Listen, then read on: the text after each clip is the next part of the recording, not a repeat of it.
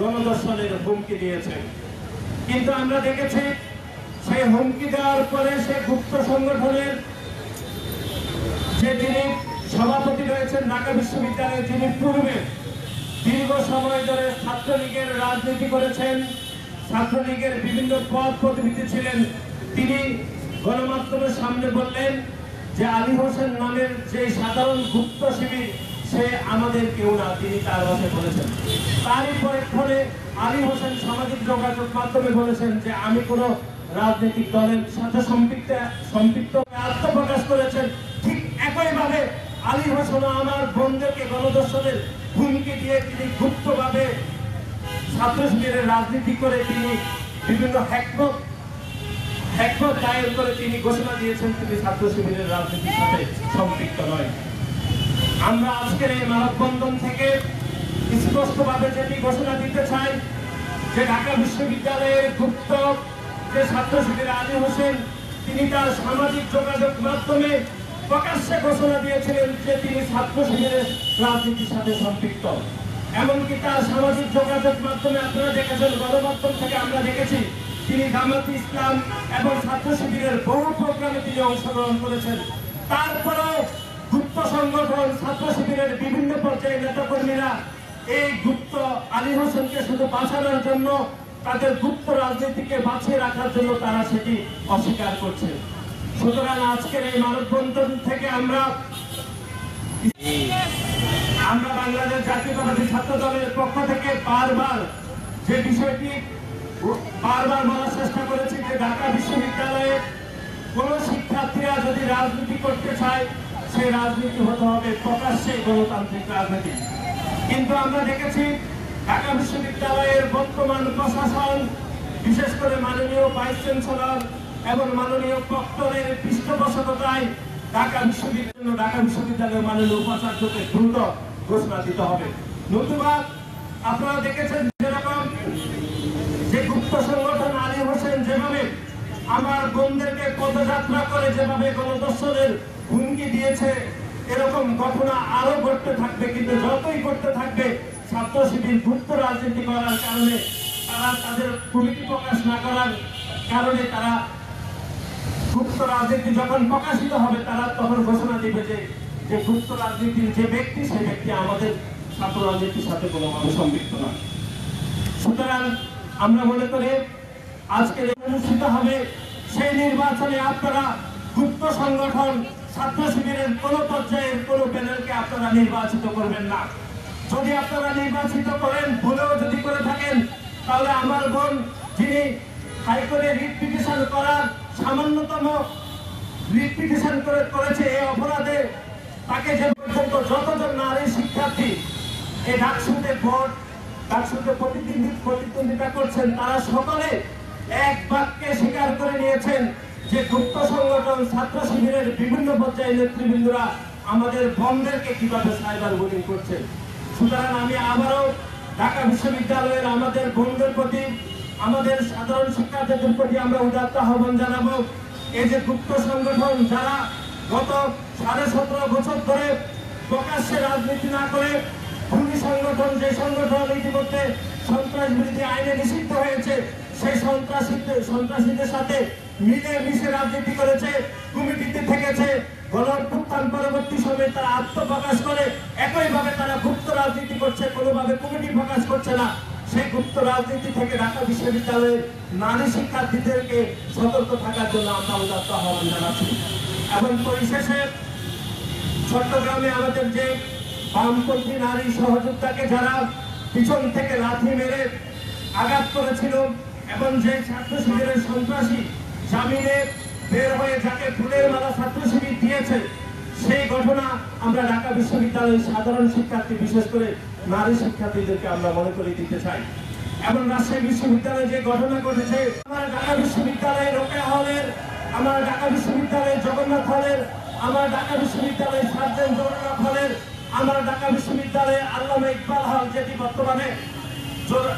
বর্তমানে শহীদুল্লাহ হল নামে রয়েছে, সেই হলের যারা নির্বিচারে গণহত্যা চালিয়েছিল সেই ছাত্র শিবিরের পূর্বসূরি যারা ছাত্র সংঘের নামে পরিচিত, তাদেরকে আপনারা আগামী 9 তারিখে ব্যালটের মাধ্যমে পরাজিত করবেন। যদি আমরা ব্যালটের মাধ্যমে সেই ছাত্র সংঘ যারা বর্তমান নাম ছাত্র শিবিরকে যদি ব্যালটের মাধ্যমে আমরা পরাজিত না করতে পারি, তাহলে ঢাকা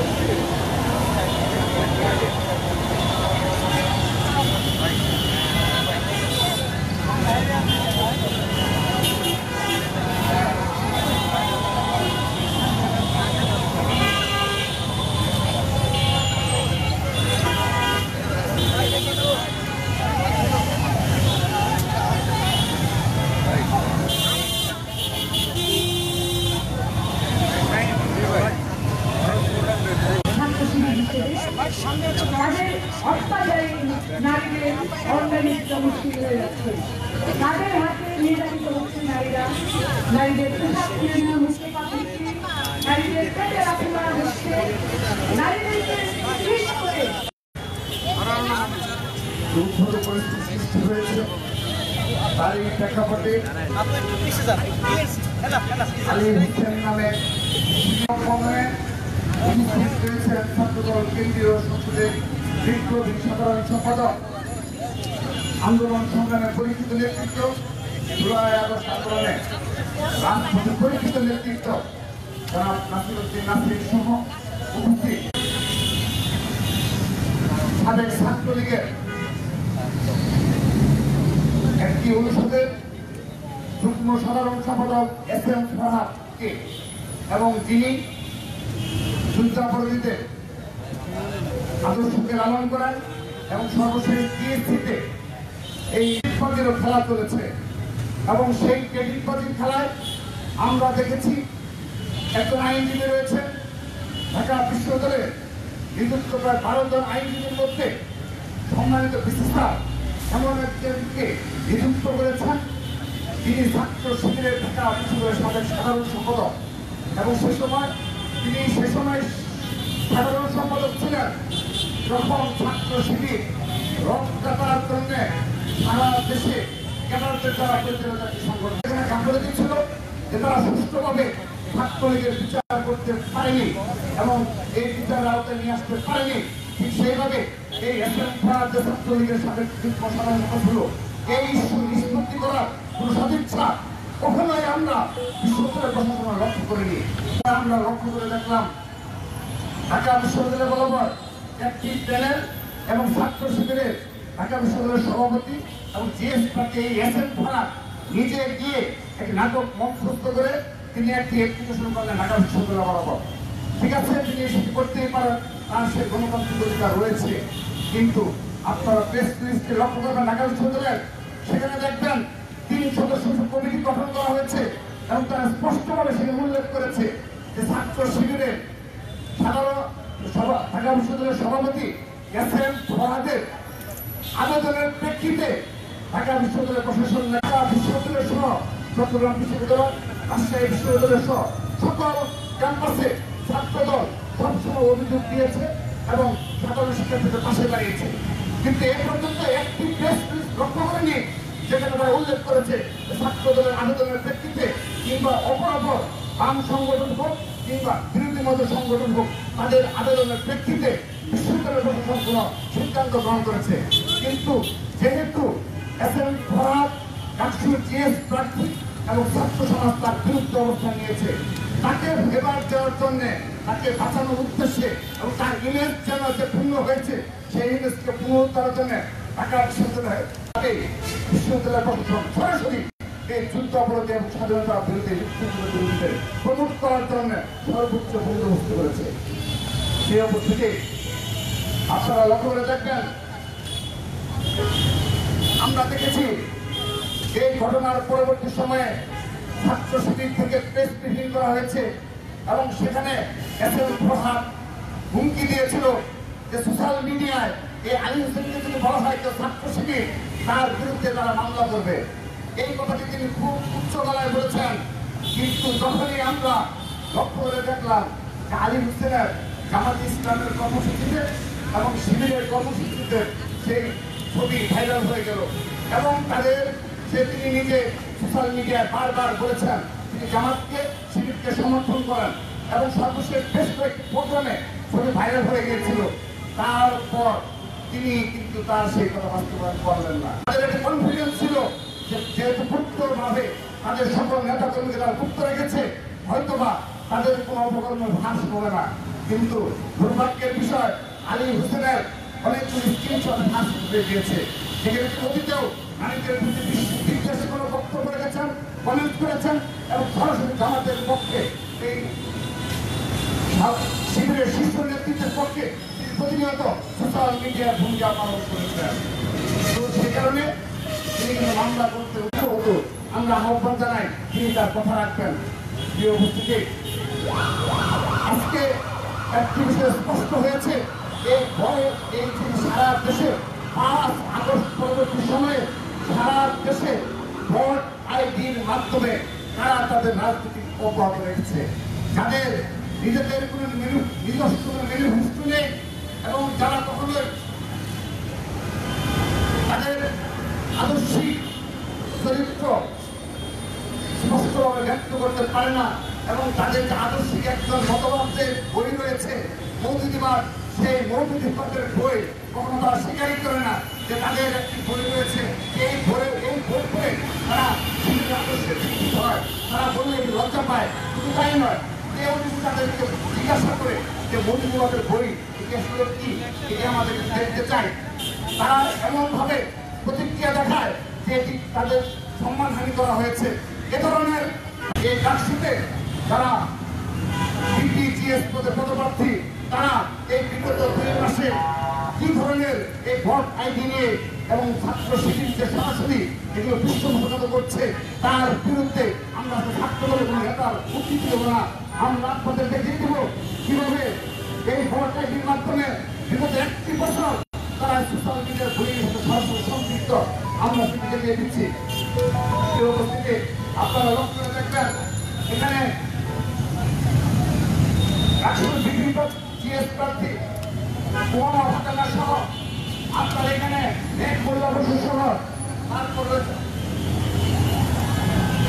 আবু বকর মজুমদার সহ আবু বকর মজুমদার সহ কাদের সহ সবাই দেখেন এই অবস্থান নিয়ে তারাই আজকে এই ইসলামী ছাত্র সমিতির সরাসরি এই ভোটটাকে নিয়ন্ত্রণ এবং বাংলাদেশের ছাত্র রাজনীতির পরিস্থিতির সাথে সরাসরি সম্পৃক্ত। আমরা এর বিচার দাবি করছি ছাত্র সমাজের নিকট। আমরা আশা করছি বিবেকবান ছাত্র সমাজ, সচেতন ঢাকা বিশ্ববিদ্যালয়ের গান্ধীনগর বিশ্ববিদ্যালয়ের সচেতন ছাত্র সমাজ অবশ্যই 9 সেপ্টেম্বর 11 সেপ্টেম্বর ব্যালটের মাধ্যমে এই এর বিরুদ্ধে জবাব দিলেন। প্রিয় উপস্থিতি, আমরা আজকে এসেছি বিগত সময়ে যারা আজকের আমাদের এই আয়োজনে আমরা এসেছি এই একটি রিটকারী যিনি নাম হলো খামেরা তার বিরুদ্ধে যেভাবে সারাদিন যোগাযোগের মাধ্যমে আলী হোসেনের শুধু নয় আরো বেশ কিছু প্রমাণ আমরা ইতিমধ্যে পেয়েছি। সেই আলী হোসেনের সেই প্রমাণের আরেকটি হলো আপনি দেখেন শুধুমাত্র শিবিরের যে আলী হোসেনি তাকে সামাজিক যোগাযোগ তাকে কি ধরনের নোংরা ভাষা তার সোশ্যাল মিডিয়ায় তিনি সেগুলো প্রকাশ করেছেন। অতঃপর তিনি আরো বেশ কয়েকজনের নাম আমজাদ সহ আরো বেশ কয়েকজনের নাম তিনি ইতিমধ্যে সোশ্যাল মিডিয়ায় প্রকাশ করেছেন। প্রায় 10 থেকে 15 জন গুপ্ত শিবিরের নামে তিনি সরাসরি অভিযোগ দায়ের করেছেন যে তাকে শুধুমাত্র আলী হোসেনের নেয় এভাবে নোংরাভাবে সোশ্যাল মিডিয়া এই ফাহমিদার সাথে হয়তো বা ছাত্র সমাজ জেগে উঠেছে। শুধু ফাহমিদাই নয়, এটা আমাদের ডান পাশে এবং আমাদের আজকের এই মানববন্ধন উপস্থাপিকা মানসুরাকে কিভাবে কত নোংরা ভাষায় এই সোশ্যাল মিডিয়ায় বুলিং করা যায়। বিগত 1 বছর আমাদের বোন তা সহ্য করেছে। এই ফাহমিদা থেকেও নোংরা ভাষায় তাকে প্রতিনিয়ত এই শিবিরের ভোট বাহিনীর মুক্ত চোরেরা আমার বোনকে নানাভাবে হয়রানি করেছে, বুলিং করেছে। শুধুমাত্র মানসুরাই নয়, এখান থেকে শুরু করে আজ প্রায় শতাধিক নারী নেতাকর্মী যারা রয়েছে তারা সবাই এ ধরনের সাইবার বুলিং এর শিকার। বিষয়ে আপনাদের স্পষ্ট করতে চাই, এই যারা বিগত 15 বছর ছাত্রলীগের পতাকা রাষ্ট্রের বস্ত্রে থেকে আজ 5 আগস্ট পরবর্তী বাস্তবতায় বিভিন্ন বয়ান তৈরি করে সাহসিকতার গল্প শোনায়, যারা সাধারণ শিক্ষার্থীদের উপর হামলা নির্যাতনে জড়িত ছিল, তারা নাকি আল্লাহ ছাড়া কাউকে ভয় পায় না। অবশ্য আমরা দেখেছি 15.5 বছর আল্লাহ থেকেও তারা দুনিয়া থেকে এত বেশি ভয় পেয়েছে, সকল শিক্ষা প্রতিষ্ঠানে তারা ছাত্রলীগের পদ পদবি নিয়ে সাধারণ শিক্ষার্থী এবং ছাত্রদের নেতাকর্মীদের সাথে শীর্ষ নেতৃত্ব নানাবিধ বয়ান তৈরি করেছে। যেহেতু ছাত্র সমাজ ইতিমধ্যে তাদেরকে তাদের বিষয়ে অবস্থান স্পষ্ট করেছে এবং শিবিরের রাজনীতির স্পষ্ট করার গ্রহণ করেছে। তারা গতকাল আবুল তাবুল কলাম অনেক ঘটেছেন, আর রহমান তাদের শীর্ষ নেতৃত্ব এবং রাষ্ট্রের ভিপি প্রার্থী তিনি বলেছেন ঢাকা বিশ্ববিদ্যালয়ের 39,000 শিক্ষার্থী ভোটারদের সামনে এ ধরনের মিথ্যাচার করতে পারেন, যেখানে সাধারণ শিক্ষার্থী স্পষ্টভাবে অবস্থান গ্রহণ করেছে। তারই বলছেন শিবিরের একটি আমি আজকের এই অবস্থান থেকে ছাত্র শিবিরের প্রতি প্রশ্ন রাখছি, জোরমূলক হলে জোরমূলক হলে আপনাদের কয়েকজন নেতাকর্মী আপনাদের মতে একজন নেতাকর্মী নেই, কারণ তিনি আজও আত্মপ্রকাশ করেননি। ঢাকা বিশ্ববিদ্যালয়ে আপনাদের আত্মস্বীকৃত শিবিরের নেতাকর্মী কতজন? আপনাদের 17 জন, মাত্র 21 জন। তারা না হয়ে থাকে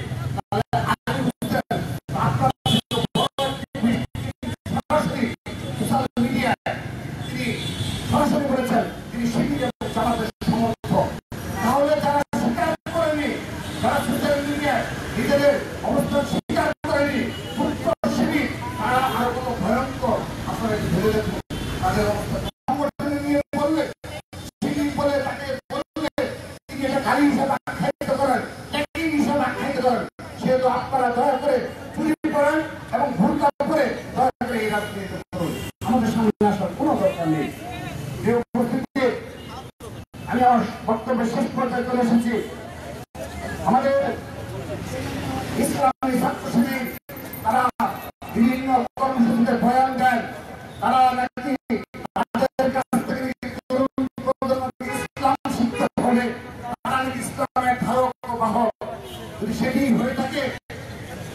হয়ে থাকে তাহলে যে ছাত্র সংগঠন তাদের রাজনীতি পুরোপুরি রাজনীতির উপর নির্ভরশীল ভোট বাহিনী স্পষ্ট করবেন আপনাদের এই বিষয়গুলো।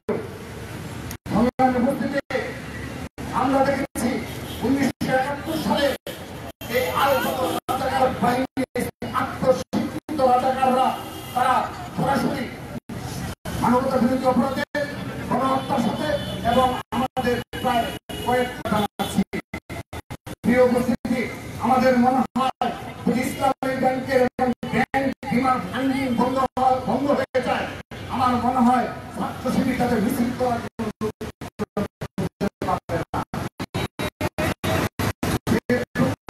আপনারা দয়া করে স্পষ্টভাবে এই বিষয়গুলো বলবেন।